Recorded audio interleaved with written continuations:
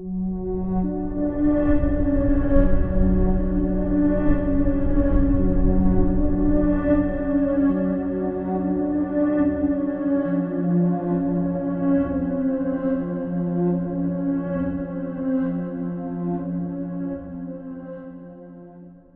me tell you about an epidemic, an official epidemic, declared by the Surgeon General of the United States in 2020. Not COVID, not obesity, not opioids, loneliness. Half of American adults experiencing measurable levels of loneliness. 1 in 5 feeling lonely every single day. And the mortality impact? Equivalent to smoking 15 cigarettes per day. This is serious, yes? This is public health crisis. This requires intervention. This requires solution. And the solution offered, the Surgeon General's own words, embrace love. It has the extraordinary capacity to heal. Embrace love. Beautiful sentiment, touching advice, and completely, totally, absolutely ideological. Let me explain what I mean. When loneliness is declared an epidemic, when individual suffering is aggregated into public health crisis, something important happens. The problem is recognized. This is good, yes. The suffering is acknowledged. The scale is documented. The severity is established. But here is what happens simultaneously. Here is the ideological operation hidden inside the recognition. The problem is framed as individual pathology, as personal failure, as something wrong with you, not something wrong with the structure that produces you. You are lonely, you need to embrace love. You need to build connections. You need to join communities. You need to try harder. But what if try harder is not the problem? What if the problem is the structure that makes connection impossible? Let me give you the data. Let me show you what we are actually looking at. Balkan. Adolescents in 2025 spent an average of 4.8 hours per day on social media. 4.8 hours, not total screen time, just social media, TikTok, Instagram, Snapchat, and research shows that any time over 3 hours per day doubles the risk of anxiety and depression. Doubles. So adolescents are spending 4.8 hours in the danger zone every single day. And what do those 4.8 hours replace? What do they crowd out? Sleep, physical activity, in-person interaction, learning, development. Young people aged 15 to 24 have 70% less in-person social interaction with friends than they did 20 years ago. 70% less. Not slightly less, 70%. This is not individual choice. This is not personal preference. This is structural transformation of how socialization happens. And now we have loneliness epidemic, and the solution offered is embrace love, build community, volunteer, serve others. But how do you build community when community infrastructure has been destroyed? How do you embrace love when love has been commodified? How do you serve others when service itself has been monetized? This is ideology at its most elegant. The structure creates the problem, then individualizes the problem, then offers individual solutions. And when individual solutions fail, blames individuals for not trying hard enough. Let me be very precise about the mechanism, very clear about how this works. The Surgeon General's advisory says technology contributes to loneliness. 73% of surveyed adults selected technology as contributing factor. This is acknowledged, this is documented, but what is the proposed solution? Not structural change, not regulation of platforms, not dismantling of the attention economy. The solution is manage your relationship with technology, set boundaries, take breaks, be mindful. Individual management of structural problem, personal discipline as solution to systemic dysfunction. And when this does not work, when people remain lonely despite managing their technology use, the system says you did not try hard enough, you did not set strong enough boundaries, you did not embrace love sufficiently. But here is what makes this so perfect, so obscene. The same technology that produces loneliness is presented as solution to loneliness. New apps to combat loneliness. Wither, Time Left, PubMed, apps that help you meet new friends, build connections, find community. You are lonely because of technology, so use technology to fix your loneliness, which makes you more dependent on technology, which produces more loneliness, which requires more apps, which produces more dependence. This is not solution. This is perpetuation. The problem feeding on its own solution, Balkan. And throughout this entire cycle, the structure remains invisible. The platforms remain profitable. The attention economy continues. And you remain lonely. But now with apps to manage your loneliness. Now let me tell you about third spaces. This is important. This reveals everything. A third space is a place that is not your home, not your workplace, but where you have vital social connections, coffee shops, libraries, parks, community centers, places where you can just be with others. And research shows these third spaces are disappearing. 75% of people surveyed want more community events, more accessible public spaces, more green spaces and playgrounds. But what has happened to third spaces? They have been privatized, commercialized, made conditional on consumption. You want to sit in coffee shop, buy coffee every 20 minutes or leave. You want to use library, underfunded, understaffed, limited hours. You want park? In many cities, parks are luxury amenities in wealthy neighborhoods. Poor neighborhoods, no parks, no green space, no third spaces. So third spaces disappear and loneliness increases, and the solution offered is build more third spaces, create community infrastructure. But who will build these spaces? Not the market. The market has already determined third spaces are not profitable. Not the government. The government has been cutting public spending for 40 years. So the solution is impossible by design. The structure that destroyed third spaces is the same structure that now tells you create third spaces while ensuring you cannot. This is ideological fantasy, the fantasy that individual action can solve structural problems, that personal responsibility can substitute for public infrastructure, that you can build community in the ruins of community that capitalism destroyed. And when you fail, when you try to create third spaces and discover you have no resources, no time, no support, the system says you did not try hard enough, you did not embrace love. Now the Surgeon General talks about root causes. Insufficient time with family, 66% selected this. People overworked, too busy, too tired, 62%. Living in individualistic society, 58%. These are acknowledged, these are documented, these are systemic causes. But what is the proposed solution to overwork? Not reducing work hours, not mandating vacation time, not restructuring economy, so people do not need to work 60 hours to survive. The solution is prioritize family time. Make time for what matters. Set boundaries between work and home. Individual prioritization as solution to structural overwork. Personal time management as solution to economic necessity.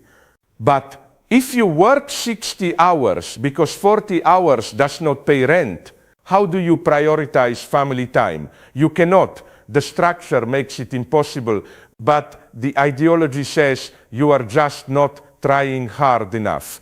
And here is where it gets really obscene, really disturbing. The part that reveals the depth of cynicism. The Surgeon General's advisory notes that Americans earning less than $30,000 per year were the loneliest. 29% in this category reported feeling lonely. Compare this to Americans earning over $100,000 per year. 18% reported loneliness. So loneliness correlates with poverty, with economic insecurity, with class position. But is the solution to loneliness addressing poverty, raising wages, providing economic security, reducing inequality? No. The solution is embrace love, build community, volunteer, serve others. As if love can substitute for money. As if community can substitute for economic security. As if volunteering can substitute for living wage. This is ideology in pure form. The material cause is acknowledged, then ignored. And spiritual solution is offered as substitute for material change. You are lonely because you are poor. But do not demand money, demand love. This is obscene. This is telling people whose loneliness is produced by poverty that their suffering is spiritual problem requiring spiritual solution, while the economic structure that produces their poverty continues unchanged. And when this spiritual solution fails, when love does not pay rent, community does not buy food, service does not provide health care, the system says you did not embrace love deeply enough. You did not build community authentically enough. The failure is always yours, never the structures. Now, let me tell you about social media, because this is where the contradiction becomes most visible, most undeniable. The Surgeon General acknowledges social media's role in loneliness. Adolescents spending 4.8 hours per day, replacing in-person interaction, creating comparison culture, fostering inadequacy. This is documented, this is known, this is admitted. But what is the proposed solution? Parents should monitor screen time, set limits, encourage outdoor play, model healthy technology use, individual parental management of platforms designed by teams of engineers whose entire job is maximizing engagement. Personal oversight of algorithms optimized to exploit psychological vulnerabilities. This is not solution, this is absurdity. You cannot parent your way out of attention economy. You cannot set boundaries against platforms that employ behavioral scientists to bypass boundaries.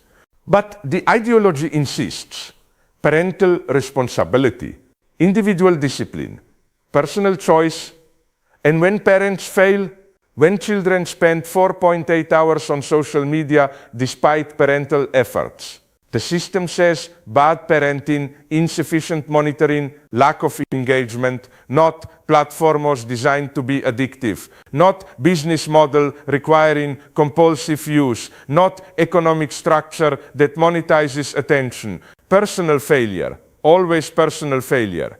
The structure remains invisible. And here is the beautiful part, the absolutely beautiful part, the part that reveals how perfectly this system functions. The same advisory that acknowledges technology's role in loneliness also acknowledges that for some people, social media provides connection. For LGBTQ+ youth in isolated communities, for marginalized people finding others like them, for people who cannot access in-person community. And this is true. This is real. For some people, social media is lifeline. Balkan dier kilis, krisliapan kilov if alle dro if tiot boketes, beriot kilov. But notice what this does. Notice the ideological operation. It makes criticism of social media seem cruel, seem like attacking vulnerable people's only source of connection, seem like taking away the lifeline. So you cannot criticize the platforms, because some people depend on them, even though the platforms created the conditions that make people depend on them. This is perfect. This is how the system protects itself, by making itself necessary, by destroying alternatives, then pointing to dependence as proof of value. You cannot shut down social media. People need it. Yes, they need it because you destroyed everything else. You created the desert, then sold them water. And now you say, look how much they need water. We are providing essential service. This is not service. This is hostage taking. Making yourself necessary by eliminating alternatives. Then claiming your necessity proves your value. And throughout this entire process, the loneliness continues, the suffering continues, the mortality impact equivalent to 15 cigarettes per day continues. But now it is managed. Now it is individualized. Now it is your responsibility to fix by embracing love, by building community, by managing technology, by trying harder. And if you fail, if you remain lonely despite all your efforts, you know what the system says: seek therapy, talk to professional, address your mental health, because obviously something is wrong with you. Not the structure that destroyed community, not the economy that demands 60-hour work weeks, not the platforms that monetize attention, not the privatization of third spaces, not the commodification of connection. Your individual psychology, your personal failure to embrace love sufficiently. This is how loneliness epidemic is addressed, not by changing structure, but by pathologizing individuals, by making structural problem medical diagnosis. And medical diagnosis requires medical treatment, therapy, medication, professional intervention, all of which cost money, generate profit, feed the system. So loneliness is produced by capitalism, then medicalized, then monetized. The problem becomes the profit center. The suffering becomes industry. And you pay for therapy to cope with loneliness produced by system that makes you pay for therapy. The cycle is perfect, self-sustaining, self-justifying. Now, the Surgeon General says mortality impact of loneliness equals smoking 15 cigarettes daily. This is alarming statistic, yes? This demands urgent action. But what action is taken? Public health campaigns, educational programs, awareness initiatives, all focused on individual behavior change. Imagine if we addressed smoking this way. Smoking is deadly. So smokers should embrace healthy living, build supportive communities, volunteer to distract from cravings, love themselves more. Would this work? No, because individual willpower cannot compete with addictive product. So we regulated tobacco, restricted marketing, taxed cigarettes, made structural changes. But for loneliness, for problem with equivalent mortality impact, only individual solutions, only personal responsibility, only embrace love. Why? Because structural solution would require admitting that capitalism produces loneliness, that attention economy profits from isolation, that market logic destroys community. And this cannot be admitted, because admitting this would require changing the system. And changing the system would threaten profit, would threaten power, would threaten everything. So instead, embrace love. As if love is free, as if love is not increasingly commodified, as if love itself has not been captured by market logic. Dating apps monetize romance. Therapy apps monetize emotional support. Friendship apps monetize connection. Even love, even the solution to loneliness has been turned into product. You are lonely, download app, pay subscription, access connection, but connection mediated by platform designed to maximize engagement, not maximize well-being. Designed to keep you using, not help you connect. So the solution reproduces the problem. The cure contains the disease, and you remain lonely. But now with app to manage loneliness, with subscription to connection, with purchased love. This is the loneliness you bought.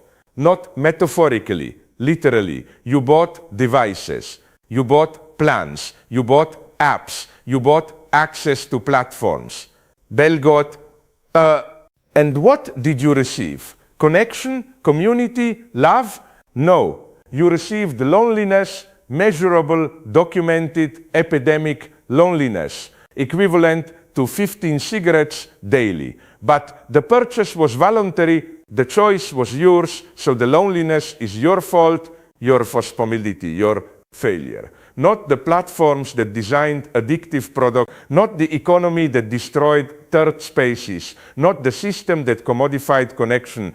Your individual failure to embrace love improperly. And the solution: buy more, download more apps, try more platforms, subscribe to more services, purchase more connection. The loneliness you bought will be solved by buying more loneliness. The isolation you purchased will be cured by purchasing more isolation. The epidemic will be addressed by spreading the epidemic. This is not solution. This is business model. Loneliness as market opportunity. Suffering as revenue stream. Epidemic as growth sector. And throughout this entire process, nobody asks the obvious question. The question that would reveal everything. What if loneliness is not problem to be solved, but condition to be managed? What if the system does not want to cure loneliness, but to monetize it? Because curing loneliness would require structural change, would require public investment, would require decommodifying connection, would require admitting that market cannot provide what humans need. But monetizing loneliness, this requires only that loneliness continue, that suffering persist, that people keep searching for solution, keep buying apps, keep paying subscriptions, keep consuming. So loneliness is declared epidemic, problem is recognized, suffering is acknowledged, and solution offered is exactly what maintains the problem. Individual action, personal responsibility, purchased connection. The epidemic continues, the profits grow, and you embrace love while remaining lonely. This is ideology. This is how power works. This is how suffering is managed without being solved, how crisis is acknowledged without being addressed, how epidemic is declared while being perpetuated. And the beautiful part, the obscene part, you believe it. You believe the solution is individual. You believe you just need to try harder. You believe you just need to embrace love more deeply.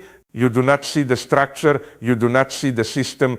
You do not see that your loneliness was designed, was engineered, was purchased not by you, by capitalism, which sold you devices, which sold you apps, which sold you loneliness. And now sells you the cure, which is more loneliness. Rebranded, repackaged, monetized. This is the loneliness you bought, and you will keep buying it, because the alternative, the structural change, the public investment, the decommodification of connection, this is presented as impossible. Not because it is actually impossible, but because it would threaten profit, would threaten power, would threaten the system that depends on your loneliness, that profits from your isolation, that monetizes your suffering. So you will embrace love, you will build community, you will manage your technology use, you will try harder, you will fail, you will blame yourself, you will buy more apps, you will try again, and you will remain lonely. But now it is your fault, your failure, your individual pathology requiring individual solution. The structure remains invisible, the system remains unchanged, the loneliness remains profitable. This is not epidemic, this is industry.